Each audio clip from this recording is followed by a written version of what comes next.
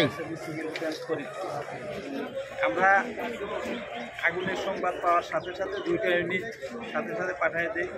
পরবর্তীতে আমিও আসি এবং আবার আরেকটা ইউনিট পাঠাই। এখানে স্টোরে আগুন লাগার কথা আমাদের মেসেজে আসে। তারপরে আমরা আগুন লাগার ঘটনার সাথে সাথে এসে দেখা যায় যে আগুনটা নিতেছে এবং আমরা কি শুনে বলছি সেটা হলো তালা কাটতে হয়েছে 2টা এবং সিঁড়ি খুবই জরাজীর্ণ অবস্থা, সিঁড়ি অবস্থা। আমি এবং আমার রোগী 10 তলায় ছিলাম, সেখান থেকে একটু ফোন দিয়েছে ভাই নিচে আগুন লাগছে। ঘটনা দেখার জন্য আসবো। তার কিছুক্ষণের মধ্যেই সকল লিফট বন্ধ করেছে এবং সিঁড়ি খুলেছে।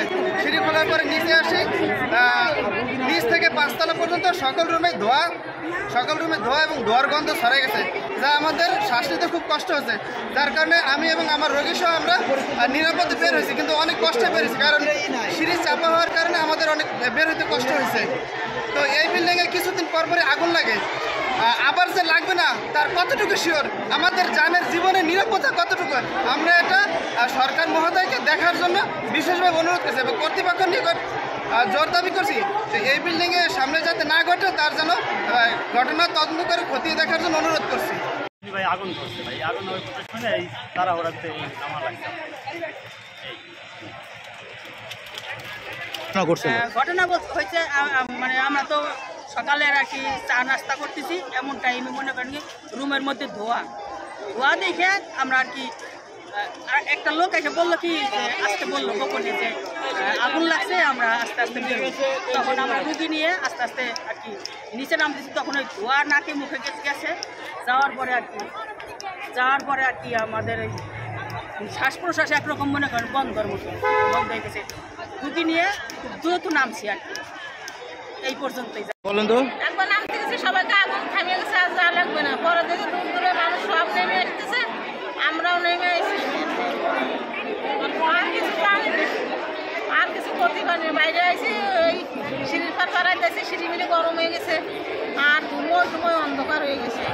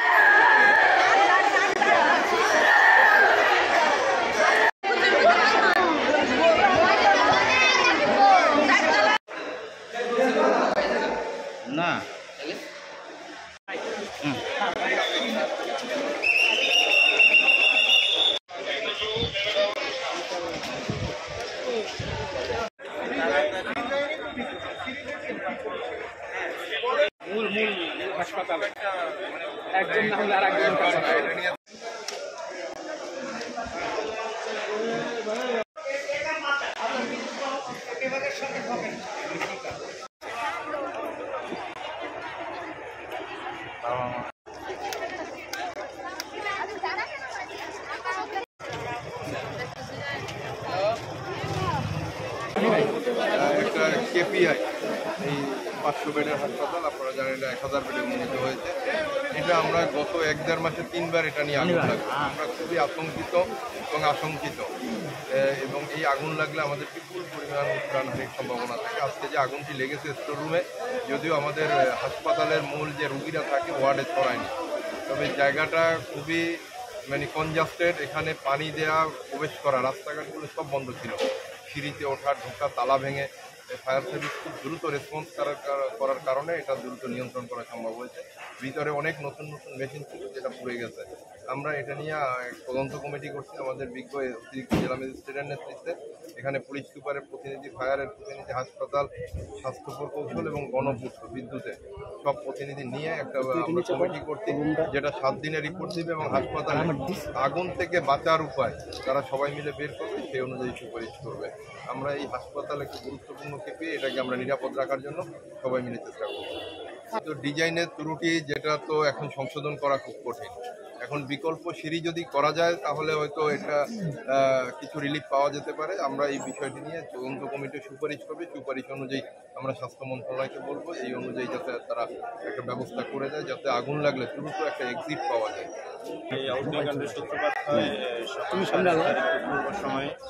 অগ্নিকাণ্ডের সাথে সাথে এখানে ফায়ার সার্ভিস দ্রুত রেসপন্স করে এবং এখানে যে দোতলা যে গোডাউন আছে সেই গোডাউনের অগ্নিকাণ্ড হচ্ছে সময় নামা, এবং অগ্নিকাণ্ডের পরপরই ফায়ার সার্ভিস এসে দ্রুত অগ্নিকাণ্ড এটা ছড়িয়ে গেছিলো অনেকটাই। তারপরে ফায়ার সার্ভিস দ্রুত কাজ করার কারণে এখানে অগ্নিকাণ্ড খুব সহজেই এই নিয়ন্ত্রণে চলে আসে। আমরা সাথে সাথে আমরা এখানে রোগীদের সমস্যা না হয় বা হসপিটালে যদি অগ্নিকাণ্ডের লেগে যায় তাহলে যাতে রোগীদের অপসারণ করা যায়, এই জন্য আমি অতিরিক্ত পুলিশ বাহিনী প্রেরণ করি।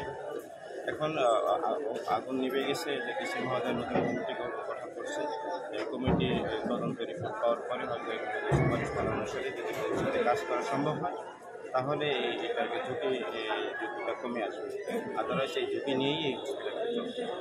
ইতিপূর্বে আপনারা জানেন যে আরও 2-1বার লেগেছে, কিন্তু আসলে সেই জায়গাটা আমাদের জন্য একটু নিরাপদ ছিল এবং সেখানে কোনো মালামাল ছিল না। কিন্তু এবার এটা আসলে আমাদের গুরুত্বপূর্ণ একটা স্টোর, যেটা আমাদের এই 10তলা বিল্ডিংয়ের পূর্ব পাশে 6তলা বিল্ডিংয়ের 2 তলায়, আপনারা জানেন ওখানে। আর স্টোর যেহেতু, সেটা এখানে আসলে বেশ প্রোটেকশনের জন্য তালা দেওয়া থাকে, এবং আপনারা দেখছেন যে ঘটনার সময় ফায়ার সার্ভিসও দ্রুততার সাথে সেই তালাগুলো ভেঙেছে। এখন আমাদের ডিজাইনের যে ত্রুটি আছে, সরু সিঁড়ি, এটা তো এখন আসলে দেখলেন যে জেলা প্রশাসক মহোদয় বললেন যেটা তো আমরা চাইলে ঠিক করতে পারবো না। তো আমরা পূর্ব পাশের সিঁড়িটাকে আমরা সচল রেখেছি, কিন্তু যেটা হয় যে এই আগুন যেখানে লেগেছে এটা এই সিঁড়ির সাইডে, যার ফলে ওখান দিয়ে রোগীদের বের করতে একটু আগুনের সাইডে সিঁড়ি, আমাদের এই সিঁড়িটা কিন্তু ভালো, এই যে যেটা ছিল ওষুধ এবং আমাদের সার্জিক্যাল যেগুলো MSR এর যে যন্ত্রপাতি থাকে, MSR এর যেগুলো আমাদের এইটা তো অনেক আগের থেকে চলে আসতেছে। আমি তো এখন এই এস্টিমেট পরে ওখানে ওই স্টোরের যে ইয়েগুলো থাকে, লগ, ওই যে স্টক লেজারের যে ইয়েগুলো, ওইগুলা মেইন বই ওখানে থাকে না। ওখানে মূলত ওইগুলার যে ডেট এক্সপায়ার এবং কি মাল কোনটা সাথে ওইগুলো থাকে আর কি। এছাড়া এমনি নথিপত্র আলাদা থাকে।